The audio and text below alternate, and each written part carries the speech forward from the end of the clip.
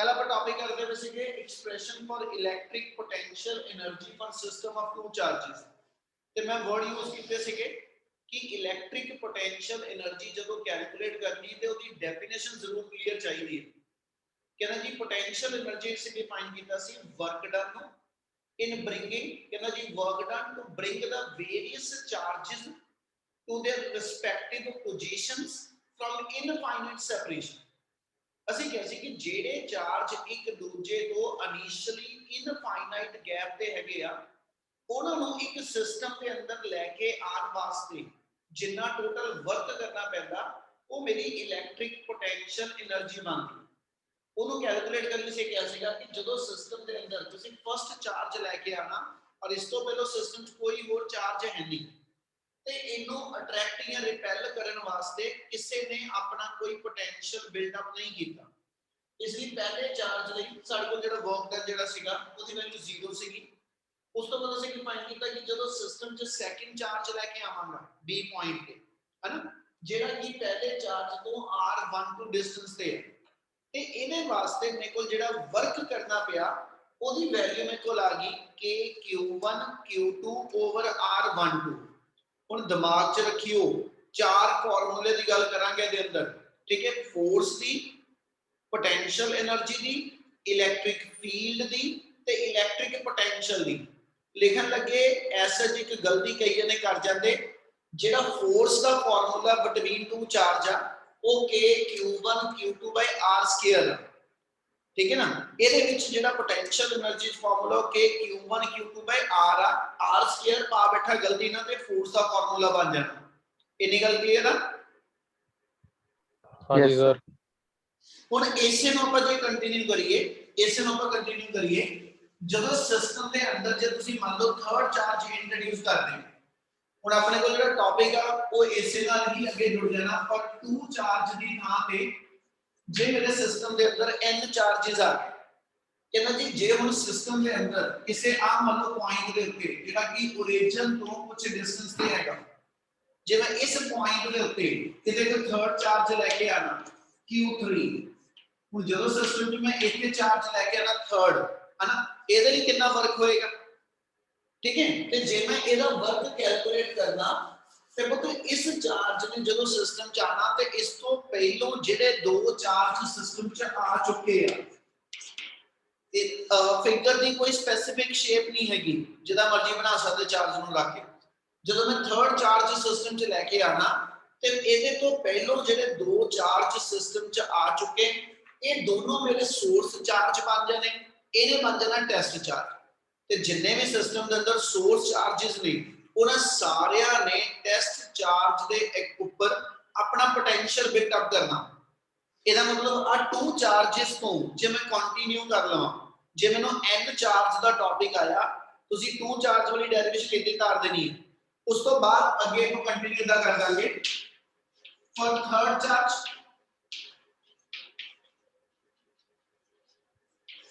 For third charge ਆਪਾਂ ਜੇ work define ਕਰੀਏ ਉਹਦਾ ਨਾਮ W3 ਰੱਖ ਦਿੰਨੇ ਠੀਕ ਹੈ ਜੀ that is equal to test charge formula ਇਹ ਸੀਗਾ potential test charge into potential due to source charges यानी Q3 into potential due to Q1 and Q2।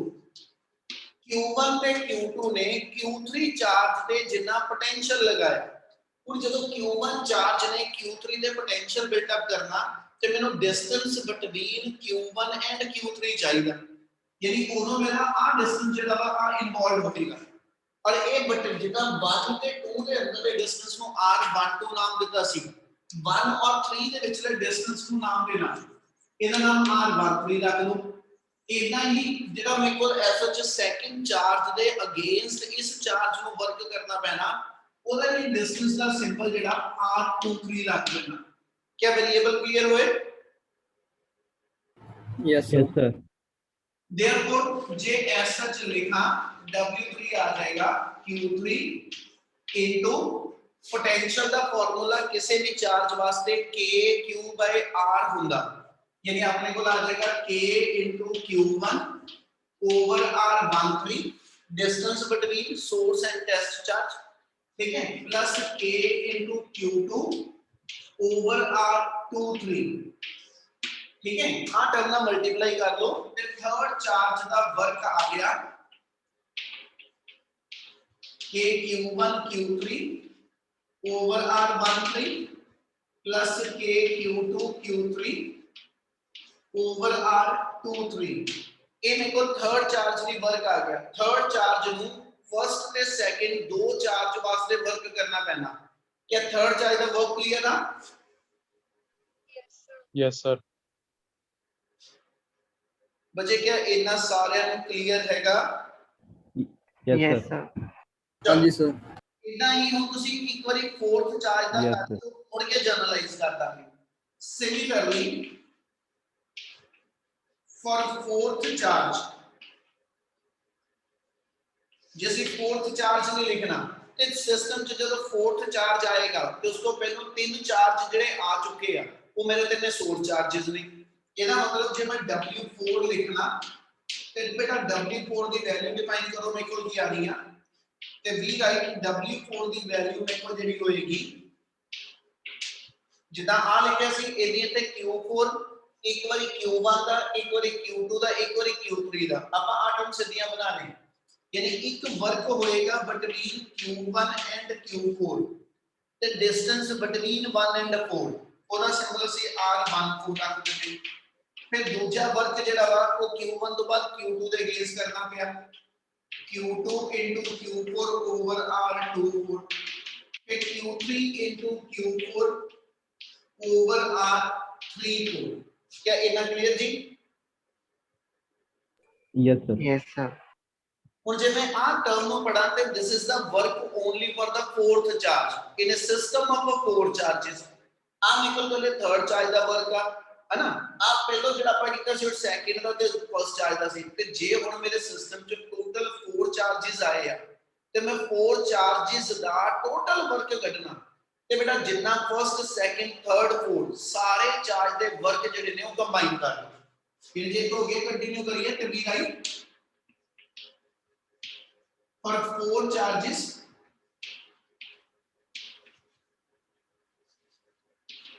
total work done for 4 charges the total work done W1 plus W2 plus W3 plus W4। ये numerical ਜਿਹੜੀ step ਦਿਮਾਗ ਚ ਰੱਖਿਓ ਇਦਾਂ ਹੀ ਉੱਥੇ ਵੀ ਹੋਣੇ ठीक है। therefore W ਦਾ ਫਾਰਮੂਲਾ ਪਹਿਲੇ ਚਾਰਜ ਵਰਕ 0 ਸੀਗਾ ਦੂਜੇ ਚਾਰਜ ਲਈ ਮੇਰੇ ਕੋਲ ਵਰਕ ਆਇਆ K Q1 Q2 over R12 ਫਿਰ Q ਜਿਹੜਾ ਥਰਡ ਚਾਰਜ ਲਿਆ ਆਇਆ ਉਹ ਚ ਦੋ ਟਰਮ ਨੇ ਠੀਕ ਹੈ। ਜਦੋਂ ਅਗਲਾ ਵਾ ਉਹ ਚ ਤਿੰਨ ਟਰਮ ਆ ਮੈਂ ਇੱਕ ਕੰਮ ਕਰਨ ਲੱਗਿਆ Q1 ਨੇ ਕਿਹੜੇ ਕਿਹੜੇ ਚਾਰਜ ਲਈ ਵਰਕ ਕੀਤਾ ਉਹ ਟਰਮ ਇਕੱਠੀਆਂ ਲਿਖਣ ਲੱਗਿਆ। Q1 ਨੇ ਇੱਕ ਵਰਕ Q2 ਲਈ ਕੀਤਾ ਸੀ Q1 ने एक बार Q3 लिए करना एक बार Q4 लिए करना सो बी राइट के Q1 Q3 ओवर R13 फिर के Q1 Q4 ओवर R14 एक Q1 ਦਾ ਵਰਕ ਸੈਕਿੰਡ ਥਰਡ ਤੇ ਫੋਰਥ ਲਈ ਆ ਗਿਆ। ਇਸ ਤੋਂ ਬਾਅਦ ਸੈਕਿੰਡ ਚਾਰਜ ਦਾ ਵਰਕ ਜਿਹੜਾ ਵਾ ਸੈਕਿੰਡ ਚਾਰਜ ਨੇ ਜਦੋਂ ਵਰਕ ਕਰਨਾ ਸ਼ੁਰੂ ਕੀਤਾ ਤੇ ਉਹ ਥਰਡ ਲਈ ਤੇ ਫੋਰਥ ਲਈ ਕੀਤਾ ਇਹਦਾ ਮਤਲਬ ਇਹਦੀਆਂ ਦੋ ਟਰਮ ਬਣੀਆਂ के Q2 Q3 over R23 के Q2 Q4 over R24 एक Q2 ਦਾ ਵਰਕ ਥਰਡ ਤੇ ਫੋਰਥ ਲਈ ਆ ਗਿਆ ਤੇ Q3 ਨੇ ਗੱਲਾਂ ਵਰਕ ਜਿਹੜਾ ਚੌਥਾ ਚਾਰਜ ਆ ਨਾ ਉਹਦੇ ਲਈ ਕਰਨਾ यानी प्लस आ जाएगा K Q3 Q4 over R34। क्या एनी टर्म क्लियर हुई? Yes sir. Yes sir. Yes sir. ਆਪਾਂ ਇੱਥੇ ਲਈਏ ਪੁੱਤ ਇਹ ਮੇਰੇ ਕੋਲ ਵਰਕ ਡਨ ਦੀ ਵੈਲਿਊ ਆ ਗਈ for the system of 4 charges ਤੇ ਜੇ ਮੈਂ ਇੰਨੀਆਂ ਟਰਮਸ ਲਿਖਣ ਦੀ ਥਾਂ ਤੇ ਹਨਾ ਇਹਨਾਂ ਨੂੰ ਇੱਕ ਐਸਐਚ ਸਮ ਅਪ ਕਰਕੇ ਲਿਖਣਾ ਵਾ ਚਾਰजेस ਸਾਡੇ ਹਰ ਚਾਰਜ ਜਿਹੜਾ ਵਾ ਉਹ ਦੂਜੇ ਚਾਰਜ ਤੋਂ ਡਿਫਰੈਂਟ ਗੈਪ ਤੇ ਹੈਗੇ ਆ। ਇਹਦਾ ਮਤਲਬ ਇਸ ਟਾਈਪ ਦੀ ਚਾਰਜ ਡਿਸਟ੍ਰੀਬਿਊਸ਼ਨ ਨੂੰ ਅਸੀਂ ਡਿਸਕ੍ਰੀਟ ਡਿਸਟ੍ਰੀਬਿਊਸ਼ਨ ਕਹਿ ਸਕਦੇ ਹਾਂ। ਮਤਲਬ ਸਾਰੇ ਵੱਖਰੇ ਵੱਖਰੇ ਪਏ ਤੇ ਜੇ ਮੈਂ ਇਹਨਾਂ ਸਾਰੀਆਂ ਟਰਮ ਨੂੰ ਕੰਬਾਈਨ ਕਰਕੇ ਇੱਕ ਟਰਮ ਨਾਲ ਲਿਖਣਾ, ਆ ਸਟੈਪ ਸਮਝਣ ਵਾਲਾ ਹੋਏਗਾ, ਤੇ ਤੁਸੀਂ ਐਸ ਐਚ ਸਮੇਸ਼ਨ ਲਾ ਕੇ ਸਾਰੀਆਂ ਟਰਮ ਕੰਬਾਈਨ ਕਰ ਸਕਦੇ ਹੋ। ਤੇ ਜਦੋਂ ਹੁਣ ਸਾਰੀਆਂ ਟਰਮ ਕੰਬਾਈਨ ਕਰਨੀਆਂ, ਜਦੋਂ ਸਾਰੀਆਂ ਟਰਮ ਕੰਬਾਈਨ ਕਰਨੀਆਂ ਤੇ ਸਮੇਸ਼ਨ ਸਮਝ ਲਿਓ ਧਿਆਨ ਨਾਲ ਕਿ ਕਿੱਦਾਂ ਲੱਗਣਾ। ਇੱਥੇ ਪਹਿਲਾਂ Q1 ਵਾਲੀ ਟਰਮ ਜਿਹੜੀ ਸੀਗੀ ਕਨਸਟੈਂਟ ਚੱਲਦੀ ਪਈ ਸੀਗੀ, ਸਿਰਫ ਸੈਕਿੰਡ Q ਵੇਰੀ ਕਰ ਰਿਹਾ ਸੀ। ਮੁੜ ਕੇ ਇੱਥੇ ਜਾ ਕੇ ਪਹਿਲੇ ਵਾਲਾ Q ਵੀ ਚੇਂਜ ਹੋ ਗਿਆ, ਠੀਕ ਹੈ ਜੀ, ਤੇ ਫਿਰ ਦੂਜਾ Q ਵੀ ਚੇਂਜ। ਇਹਦਾ ਮਤਲਬ ਇਹ ਹੋ ਗਿਆ ਆ ਦੋਨੋਂ ਦੇ ਦੋਨੋਂ Q ਜਿਹੜੇ ਨੇ ਪ੍ਰੋਡਕਟ ਚ ਪਏ ਆ, ਇਹ ਦੋਨੇ ਵੇਰੀਏਬਲ ਆ।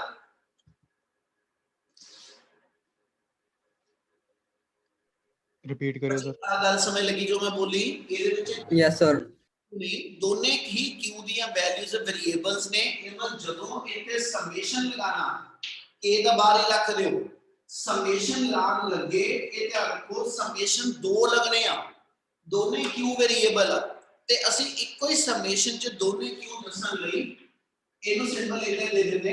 ਇੱਕ ਦਾ ਨਾਮ ਲਿਖ ਦਿਓ QI QJ QI QJ over RIJ। आज टर्म ਨੂੰ ਦੱਸੋ ਕਿ ਸਮਝ ਲੱਗੀ? ਦੋਨੇ Q ਚੇਂਜ ਹੁੰਦੇ ਪਏ, ਇਸ ਲਈ ਦੋ ਵੇਰੀਏਬਲ ਡਿਫਾਈਨ ਕਰ ਰਹੇ, ਇੱਕ I ਤੇ ਇੱਕ J, ਠੀਕ ਹੈ। I ਦੀ ਵੈਲਿਊ 1 ਤੋਂ ਲੈ ਕੇ 4 ਤੱਕ, J ਦੀ ਵੈਲਿਊ 1 ਤੋਂ ਲੈ ਕੇ 4 ਤੱਕ with the condition I not equal to J। ਸਮਝਣ ਵਾਲੀ ਚੀਜ਼ ਆ, ਜੇ ਆਪਾਂ ਐਸਾ ਸਮੇਸ਼ਨ ਲਾਇਆ ਵਾ ਤੇ ਜਿੰਨੀਆਂ ਉੱਪਰ ਟਰਮਸ ਲਿਖੀਆਂ ਵਾ, ਠੀਕ ਹੈ, ਇਹਨਾਂ ਸਾਰੀਆਂ ਟਰਮਸ ਨੂੰ ਇੱਕ ਸਿੰਗਲ ਟਰਮ ਨਾਲ ਐਕਸਪ੍ਰੈਸ ਕਰਨ ਵਾਸਤੇ ਸਮੇਸ਼ਨ ਲਾਇਆ, ਤੇ ਮੁੜ ਕੇ ਦੁਬਾਰਾ ਜੇ ਮੈਂ ਸਮੇਸ਼ਨ ਨੂੰ ਓਪਨ ਕਰਾਂ ਤੇ ਇੰਨੀਆਂ ਹੀ ਟਰਮ ਦੁਬਾਰਾ ਬਣਨੀਆਂ ਚਾਹੀਦੀਆਂ। Yes sir yes sir. ਹੁਣ ਇਹ ਸਮਝਣ ਵਾਲਾ ਸਟੈਪ ਹੈਗਾ, ਠੀਕ ਹੈ। ਜੇਕਰ ਕੋਈ ਸੁੱਤਾ ਪਿਆ ਤਾਂ ਉੱਠ ਕੇ ਬਹਿ ਜਿਓ, ਇਹ ਸਮਝਣ ਵਾਲਾ ਸਟੈਪ ਹੀ ਹੈ ਤੁਹਾਡੇ। ਹੁਣ ਇਹਦੇ ਅੰਦਰ ਜਦੋਂ ਅਸੀਂ ਸਮੇਸ਼ਨ ਨੂੰ ਓਪਨ ਕਰੀਦਾ, I ਦੀ ਵੈਲਿਊ 1, ਠੀਕ ਹੈ, ਜੇ ਮੈਂ I ਦੀ ਵੈਲਿਊ 1 ਮੰਨਾਂ ਤੇ J ਦੀ ਵੈਲਿਊ 1 ਨਹੀਂ ਹੋ ਸਕਦੀ, ਕਿਉਂਕਿ ਇਹਦੇ ਅੰਦਰ ਜਿਹੜੇ ਦੋ ਚਾਰਜ ਨੇ ਉਹਨਾਂ ਚੋਂ ਇੱਕ ਟੈਸਟ ਚਾਰਜ ਆ, ਇੱਕ ਸੋਰਸ ਚਾਰਜ ਆ, ਤੇ ਸੋਰਸ ਚਾਰਜ ਵੀ ਉਹੀ ਬਣ ਜਾਵੇ, ਟੈਸਟ ਚਾਰਜ ਵੀ ਆਪ ਹੀ ਬਣ ਜਾਵੇ, ਇਹ ਪੋਸੀਬਲ ਨਹੀਂ ਹੈਗਾ। ਮਤਲਬ ਜੇ ਮੈਂ ਦੋਨਾਂ ਦੀ ਵੈਲਿਊ ਨੂੰ 1 ਭਰਾਂ ਤੇ ਮਤਲਬ ਇਹ ਹੋਇਆ ਪੋਟੈਂਸ਼ੀਅਲ ਲਾਣ ਵਾਲਾ ਵੀ Q1 ਆ ਤੇ ਪੋਟੈਂਸ਼ੀਅਲ ਬਿਲਡ ਅਪ ਵੀ Q1 ਦੇ ਉੱਤੇ ਹੋ ਰਿਹਾ। ਆਪਣੇ ਮੂੰਹ ਤੇ ਤਾਂ ਚਪੇੜਾ ਕੋਈ ਨਹੀਂ ਮਾਰੂਗਾ, ਠੀਕ ਹੈ, ਗੱਲ ਸਮਝ ਲੱਗੀ? हाँ जी sir. Yes sir yes sir. इसलिए I ਤੇ J ਦੋਨੋਂ ਸੇਮ ਵੇਰੀਏਬਲ ਨਹੀਂ ਹੋਣੇ। ਜੇ I ਦੀ ਵੈਲਿਊ 1 ਵਾ ਤੇ J ਦੀ ਫਰਸਟ ਵੈਲਿਊ 2 ਤੋਂ ਸ਼ੁਰੂ ਹੋਏਗੀ, ਠੀਕ ਹੈ, ਔਰ 4 ਤੱਕ ਜਾਏਗੀ। ਇਹ ਮਤਲਬ ਅਸੀਂ ਜੇ ਟਰਮਸ ਲਈਏ I ਦੀ ਵੈਲਿਊ ਨੂੰ 1, ਹਜੇ ਇੱਕ ਹੋਰ ਚੀਜ਼ ਹੈਗੀ ਸਮਝਣ ਵਾਲੀ, ਇਸ ਲਈ ਸਮਝੀ ਚੱਲਿਓ। I ਦੀ ਵੈਲਿਊ 1 ਭਰੀ, J ਦੀ ਵੈਲਿਊ ਮੈਂ 2 ਭਰੀ, J ਦੀ ਵੈਲਿਊ 3 ਭਰੀ ਤੇ J ਦੀ ਵੈਲਿਊ 4 ਭਰੀ। ਆ ਪਹਿਲੀਆਂ ਤਿੰਨ ਟਰਮ ਬਣ ਗਈਆਂ, Q1 Q2 Q1 Q3 ਤੇ Q1 Q4। ਮੁੜ ਕੇ ਜਦੋਂ 4 ਤੱਕ ਪਹੁੰਚ ਗਏ, I ਦੀ ਵੈਲਿਊ ਨੂੰ ਇੱਕ ਇਨਕਰੀਮੈਂਟ ਦੇ ਦਿਓ, ਯਾਨੀ I ਦੀ ਵੈਲਿਊ ਹੁਣ 2 ਬਣ ਗਈ, J ਦੀ ਵੈਲਿਊ 2 ਨਹੀਂ ਬਣਨੀ, ਠੀਕ ਹੈ, 1 ਤੋਂ ਲੈ ਕੇ 4 ਤੱਕ ਬਾਕੀ ਸਾਰੀਆਂ ਪੋਸੀਬਲ। ਇਹਦਾ ਮੈਂ ਨੈਕਸਟ ਟਰਮ ਜਦੋਂ ਬਣਾਉਂਗਾ Q2 Q1, ਹੁਣ ਆ ਚੀਜ਼ ਸਮਝਣ ਵਾਲੀ ਹੈ, Q2 Q1 Q2 Q3 Q2 Q4। ਮੈਨੂੰ Q2 Q3 ਦਿਖਦਾ ਪਿਆ, Q2 Q4 ਦਿਖਦਾ ਪਿਆ, ਇਹਦੇ ਵਿੱਚ ਕਿਤੇ Q2 Q1 ਦੁਬਾਰਾ ਨਹੀਂ ਦਿਖਿਆ, ਇੱਕੋ ਵਾਰੀ Q1 Q2 ਸੀਗਾ। ਜਦੋਂ ਮੈਂ I ਦੀ ਵੈਲਿਊ 3 ਭਰੀ, J ਦੀ ਵੈਲਿਊ 1 2 ਤੇ 4 ਭਰਾਂ, ਇੱਥੇ ਵੈਲਿਊ Q3 Q1, ਠੀਕ ਹੈ, Q3 Q2 Q3 Q4, ਇਹਦੇ ਵਿੱਚੋਂ ਵੀ ਮੈਨੂੰ Q2 Q4 ਵੀ ਦਿਖਿਆ, ਠੀਕ ਹੈ ਜੀ। Q3 Q1 ਦੁਬਾਰਾ ਨਹੀਂ ਦਿਖਿਆ, ਇੱਕੋ ਵਾਰੀ ਐਸੀ Q1 Q3। ਇਹਦਾ ਮਤਲਬ ਇਹ ਹੁੰਦਾ ਪਿਆ ਕਿ ਸਮੇਸ਼ਨ ਨੂੰ ਜਦੋਂ ਓਪਨ ਕਰਦੇ ਪਏ ਤੇ ਸਮੇਸ਼ਨ ਦੀ ਐਕਸਪੈਂਸ਼ਨ ਦੇ ਵਿੱਚ ਸਾਰੀਆਂ ਟਰਮ ਤੇ ਆ ਹੀ ਰਹੀਆਂ, ਪਰ ਪੁੱਤ ਹਰ ਟਰਮ ਦੋ ਵਾਰੀ ਆ ਰਹੀ ਹੈ। ਪਹਿਲੋਂ Q1 Q2 ਆਇਆ, ਫਿਰ ਦੂਜੀ ਵਾਰੀ Q2 Q1 ਵੀ ਆਇਆ, Q1 Q3 ਆਇਆ, ਫਿਰ Q3 Q1 ਵੀ ਆਇਆ, Q1 Q4 ਵੀ ਆਇਆ ਤੇ Q4 Q1 ਵੀ ਆਇਆ। ਇਹਦਾ ਮਤਲਬ ਇਹ ਹੋਇਆ ਸਮੇਸ਼ਨ ਲਾਇਆ ਸੀ ਇਹਨਾਂ ਸਾਰੀਆਂ ਟਰਮਸ ਨੂੰ ਕੰਬਾਈਨ ਕਰਕੇ ਲਿਖਣ ਵਾਸਤੇ, ਤੇ ਸਮੇਸ਼ਨ ਦੇ ਓਪਨ ਕਰਨ ਤੇ ਹਰ ਟਰਮ ਮੇਰੀ ਦੋ ਵਾਰੀ ਆਣੀ ਸ਼ੁਰੂ ਹੋਈ। ਇਹਦਾ ਮਤਲਬ ਇਹ ਹੋ ਗਿਆ ਕਿ if you want to write the summation, then we need only half of the term on opening the summation।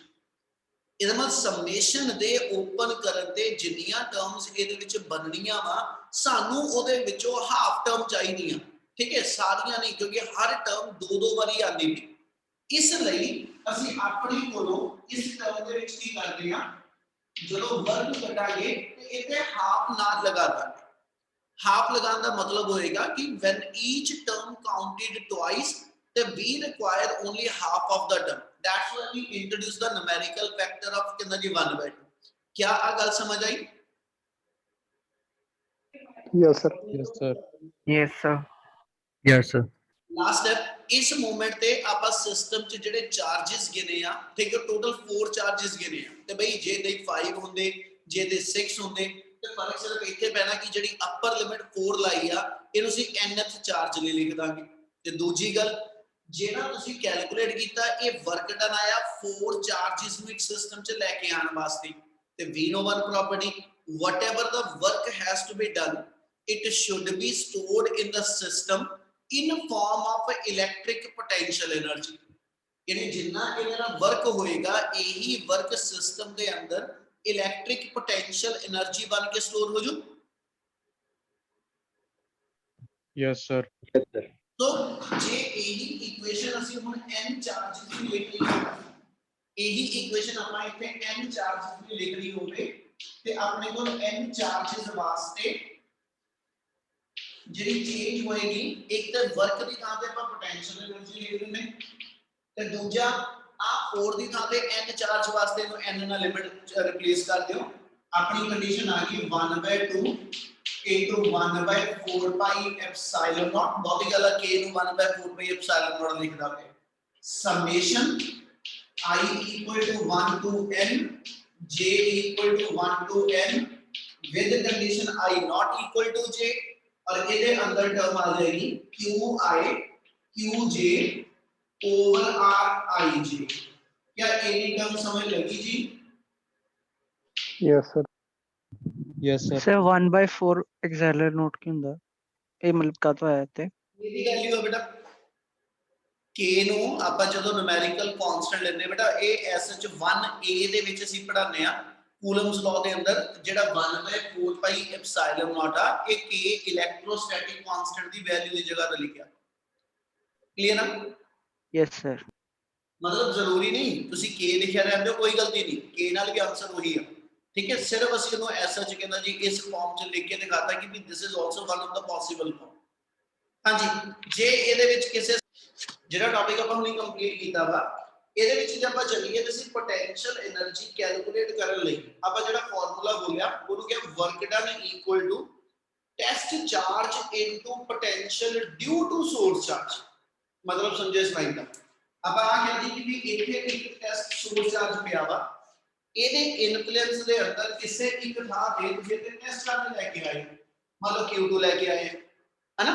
ਇਹਦਾ ਮਤਲਬ ਉੱਥੇ ਇੱਥੇ ਇਸ ਵੇਲੇ ਜਿਹੜਾ ਚਾਰਜ ਆ Q2 ਇਸ ਥਾਂ ਤੇ ਆਇਆ ਵਾ ਹੈ ਨਾ, ਇਹ Q1 ਦੇ ਇਲੈਕਟ੍ਰਿਕ ਇਨਫਲੂਐਂਸ ਦੇ ਵਿੱਚ ਹੋਊਗਾ।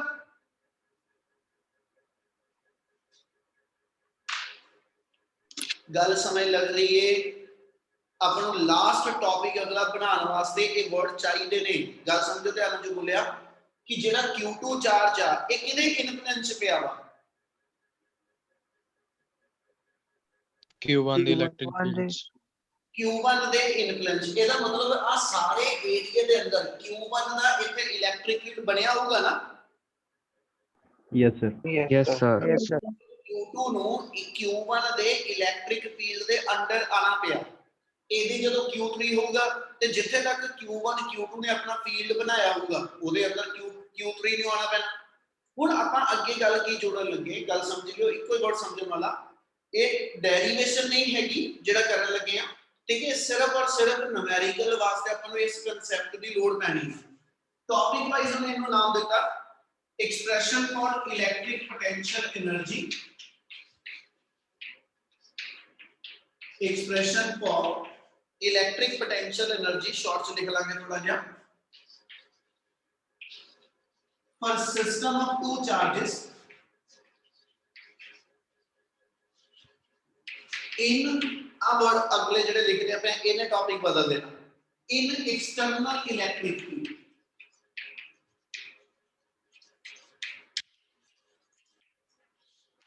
expression for electric potential energy for system of two charges in external field ਆਪਾਂ ਪਹਿਲਾਂ ਜਦੋਂ ਕੀਤਾ ਟੌਪਿਕ ਉਹਦੇ ਅੰਦਰ ਕਿਹਾ ਸੀ ਆ ਮੰਨ ਲਓ ਕਿਸੇ ਪੁਆਇੰਟ ਦੇ ਉੱਤੇ ਇਸ A ਪੁਆਇੰਟ ਤੇ ਮੈਂ Q1 ਚਾਰਜ ਲੈ ਕੇ ਆਇਆ ਸਿਸਟਮ ਦੇ ਅੰਦਰ ਕਿੰਨਾ ਵਰਕ ਕਰਨਾ ਪਏਗਾ ਪਹਿਲੇ ਚਾਰਜ ਲਈ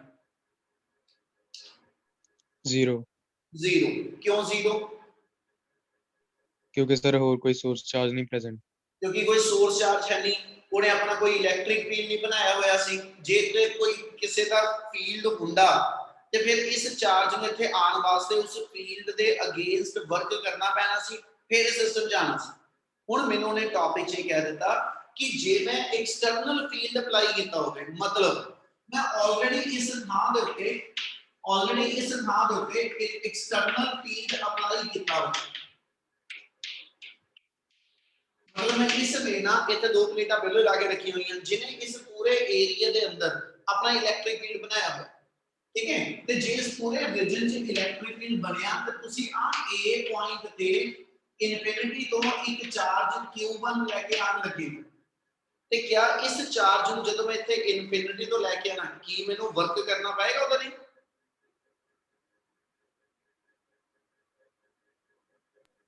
नो सर उते गल नु समझियो मैं फिर रिपीट कर रहा वर्ड थोड़े ध्यान नाल थोड़े जे ध्यान नाल समझण वाले हैगे वर्क डन दे फार्मूले च चलो आप वर्क डन दा फार्मूला लिख दिया टेस्ट चार्ज इनु मल्टीप्लाई कितना करी जाता source charge into P source charge दा की लेना आपा इथे वर्ड लिखदे असि potential due to source charge बार-बार कह रहा एक जर्नल फार्मूला वा ये दिमाग च रहना चाहिए ਤੁਹਾਡੇ ਹੁਣ ਜਦੋਂ ਮੇਰੇ ਕੋਲ ਸਿਸਟਮ ਦੇ ਅੰਦਰ ਐਸਐਚ ਇੱਥੇ Q1 ਟੈਸਟ ਚਾਰਜ ਬਣ ਕੇ ਸਿਸਟਮ ਚ ਆਣਾ ਤੇ ਜੇ ਤੇ ਆ ਥਾਂ ਤੇ ਮੇਰੇ ਕੋਲ ਐਸਐਚ ਕੋਈ ਇਲੈਕਟ੍ਰਿਕ ਫੀਲਡ ਨਾ ਮੈਂ ਅਪਲਾਈ ਕੀਤਾ ਹੁੰਦਾ ਫਿਰ ਤਾਂ ਅਸੀਂ ਕਹਿੰਦੇ ਕਿ ਇੱਥੇ ਕੋਈ ਚਾਰਜ ਹੈ ਨਹੀਂ ਜਿਹੜਾ ਇਹਨੂੰ ਅਟਰੈਕਟ ਰਿਪੈਲ ਕੁਝ ਕਰੇ ਇਸ ਲਈ ਇਹਦੇ ਤੇ ਕਿਸੇ ਨੇ ਪੋਟੈਂਸ਼ੀਅਲ ਨਹੀਂ ਲਗਾਇਆ ਇਸ ਲਈ ਵਰਕ 0 पर जे मेरा चार्ज किसी एक्सटर्नल फील्ड दे इन्फ्लुएंस आता पिया ते इस एक्सटर्नल फील्ड दे अगेंस्ट भी उस चार्ज नु q1 नु इथे आने वास्ते वर्क करना पड़ेगा यस सर सौरभ 0 नहीं होना बेटा वर्क ठीक है 0 नहीं होना ओदा कारण आ गया जदों सिस्टम दे अंदर असि वर्क करना पर फर्स्ट चार्ज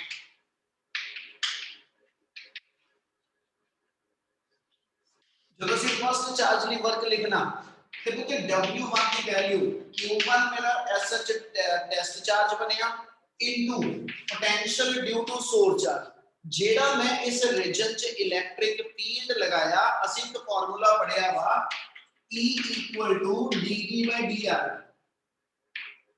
ਆ ਕਾਲੀ ਆਪਾਂ ਕਰਕੇ ਦੇ E dV/dr ठीक है कि रिलेशन होता है इलेक्ट्रिक फील्ड इंटेंसिटी का पोटेंशियल ग्रेडियंट ना ਇਹਦੇ ਅਕੋਰਡਿੰਗਲੀ dv ਦਾ ਫਾਰਮੂਲਾ ਬਣ ਗਿਆ -e * dr ਕੀ ਗੱਲ ਸਮਝ ਆਈ ਹਾਂਜੀ ਸਰ ਹੁਣ ਇਹਨੂੰ ਜੇ ਮੈਂ ਇੰਟੀਗ੍ਰੇਟ ਕਰ ਦਵਾਂ ਇਹ ਮੇਰਾ ਸਮਾਲ ਡਿਸਟੈਂਸ ਦੇ ਅੰਦਰ ਸਮਾਲ ਪੋਟੈਂਸ਼ੀਅਲ ਡਿਫਰੈਂਸ ਆ ਤੇ ਜੇ ਮੈਂ ਇਹਨੂੰ ਇੰਟੀਗ੍ਰੇਟ ਕਰ ਦਵਾਂ ਤੇ ਇੱਥੇ ਮੇਰੇ ਕੋਲ dv ਦੀ ਥਾਂ ਤੇ ਇੰਟੀਗ੍ਰੇਸ਼ਨ v ਬਣ ਜੂ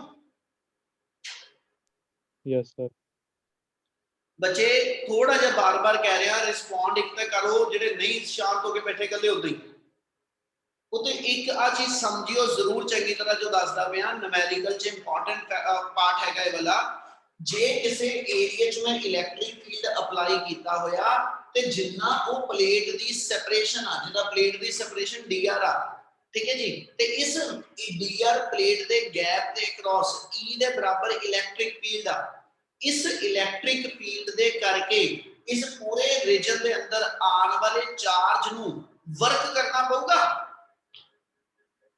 yes sir yes sir yes sir ਇਹਦਾ ਮਤਲਬ q1 ਚਾਰਜ ਸਿਸਟਮ ਚਾਹੇਗਾ ਨਾ ਤੇ ਇਹਨੂੰ ਇੱਥੇ ਆਣ ਲਈ ਵਰਕ ਕਰਨਾ ਪਿਆ ਵਾ ਤੇ ਜੇ ਇਸ ਚਾਰਜ ਨੂੰ ਵਰਕ ਕਰਨਾ ਪਿਆ ਤੇ ਅਸੀਂ ਇੱਥੇ ਇਸ ਡੈਫੀਨੇਸ਼ਨ ਦੇ ਅਕੋਰਡਿੰਗ ਲਿਖੀਏ q1 ਚਾਰਜ ਹੋ ਗਿਆ ਤੇ ਪੋਟੈਂਸ਼ੀਅਲ ਜਿਹੜਾ ਸੋਰਸ ਚਾਰਜ ਨੇ ਲਗਾਇਆ इनटू b यानी जेड़ा अगे 0 ਸੀਗਾ ਜਦੋਂ ਐਕਸਟਰਨਲ ਫੀਲਡ ਨਹੀਂ ਸੀ ਤੇ b 0 ਸੀ ਇਸ ਲਈ ਵਰਕ 0 ਸੀ ਹੁਣ b 0 ਨਹੀਂ ਹੈਗਾ ਇਸ b ਦੀ ਕੁਝ ਨਾ ਕੁਝ ਫਾਈਨਾਈਟ ਵੈਲਿਊ ਹੋਏਗੀ गल समझ आई?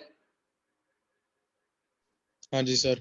Yes, sir. sir, A ਦੀ ਪੋਜੀਸ਼ਨ ਦਸੀਏ ਤੇ ਆਪਾਂ ਇਹਨੂੰ ਇਹਦਾ R1 ਵੈਕਟਰ ਲਿਖ ਦਿੰਦੇ ਜਿੱਦਾਂ ਕੱਲ ਆਪਾਂ ਫਿਗਰ ਬਣਾਈ ਸੀ। ਇਹਦਾ ਮਤਲਬ ਜੇ ਇੱਥੇ ਕਿਤੇ ਮੈਂ origin ਮੰਨਾ ਇਸ ਲਾਈਨ ਦਾ AB ਲਾਈਨ ਦਾ ਇੱਥੇ ਮੈਂ ਕਿਤੇ origin ਮੰਨਾ ਤੇ origin ਤੋਂ R1 ਡਿਸਟੈਂਸ ਤੇ origin ਤੋਂ R1 ਡਿਸਟੈਂਸ ਤੇ ਇਹ ਚਾਰਜ ਆਇਆ ਵਾ।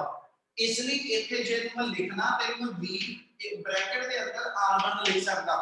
R1 में मल्टीप्लाई नहीं करता। R1 का मतलब है potential which is calculated at a distance R1 from origin। क्या लिखी हुई टर्म समझ आई? Yes, Yes sir. sir. yes sir, Yes sir.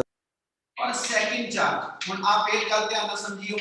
हुन जदों सिस्टम दे अंदर मैं B पॉइंट ते सेकंड चार्ज लेके आवांगा ते इस चार्ज नु इथे आउण लई क्या वर्क करना पऊगा? yes sir, Yes sir.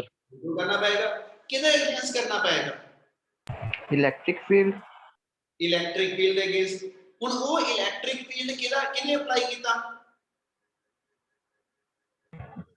A charge हो. दोवां ने जे थोड़ा दिमाग लाओ इथे इलेक्ट्रिक फील्ड दो तरह का हो गया। एक ते A चार्ज भी अपना इलेक्ट्रिक फील्ड लगाऊगा। ਇਹਦਾ ਮਤਲਬ ਜਦੋਂ B ਪੁਆਇੰਟ ਤੇ ਚਾਰਜ ਆਣਾ ਔਰ B ਪੁਆਇੰਟ origin ਤੋਂ R2 ਡਿਸਟੈਂਸ ਤੇ ਆ ਠੀਕ ਹੈ ਤੇ R1 ਤੇ R2 ਜਿਹੜੇ A ਤੇ B ਚਾਰਜ ਆ ਇਹਨਾਂ ਵਿਚਲਾ ਡਿਸਟੈਂਸ ਆਪਾਂ R12 ਰੱਖ ਦਿੰਦੇ ਆ। क्या फिगर ਦੇ ਅੰਦਰ वेरिएबल समझ आ रहे? Yes yes sir. sir, yes sir, ठीक है origin ਤੋਂ ਆ ਪੁਆਇੰਟ R1 ਤੇ ਆ origin ਤੋਂ ਆ ਪੁਆਇੰਟ R2 ਤੇ ਆ ਤੇ ਇਹਨਾਂ ਦੇ ਵਿਚਲਾ ਜਿਹੜਾ ਟੋਟਲ ਗੈਪ ਸੀ R12 ਰੱਖਿਆ ਤੇ ਜਦੋਂ ਚਾਰਜ B ਤੇ ਆਏਗਾ ਨਾ ਇੱਕ ਤੇ ਜਿਹੜਾ ਫੀਲਡ ਐਕਸਟਰਨਲ ਅਪਲਾਈ ਕੀਤਾ ਇਹਦੇ ਅਗੇਂਸਟ ਉਸ ਚਾਰਜ ਨੂੰ ਵਰਕ ਕਰਨਾ ਪੈਣਾ। ਇੱਕ ਆ ਵੀ ਚਾਰਜ ਜਿਹੜਾ ਆਲਰੇਡੀ ਸਿਸਟਮ 'ਚ ਹੈਗਾ ਵਾ ਇਹਦੇ ਅਗੇਂਸਟ ਵੀ ਉਹਨੂੰ ਵਰਕ ਕਰਨਾ ਪੈਣਾ। ਇਸ ਲਈ ਜਦੋਂ ਸੈਕੰਡ ਚਾਰਜ ਦੀ ਵਰਕ ਲਿਖਾਂਗਾ ਤੇ ਸੈਕੰਡ ਚਾਰਜ ਦੀ ਵਰਕ Q2 V ਆ ਜਾਏਗਾ। एक टर्म बनेगी प्लस ठीक है work between the two charges ਤੇ ਆ ਦੋ ਚਾਰਜ ਦੇ ਵਿਚਲਾ ਵਰਕ ਅਸੀਂ ਪਿਛਲੇ ਟੌਪਿਕ ਚ ਡਰਾਈਵ ਕੀਤਾ ਜਿਹਦਾ ਫਾਰਮੂਲਾ ਸੀਗਾ K Q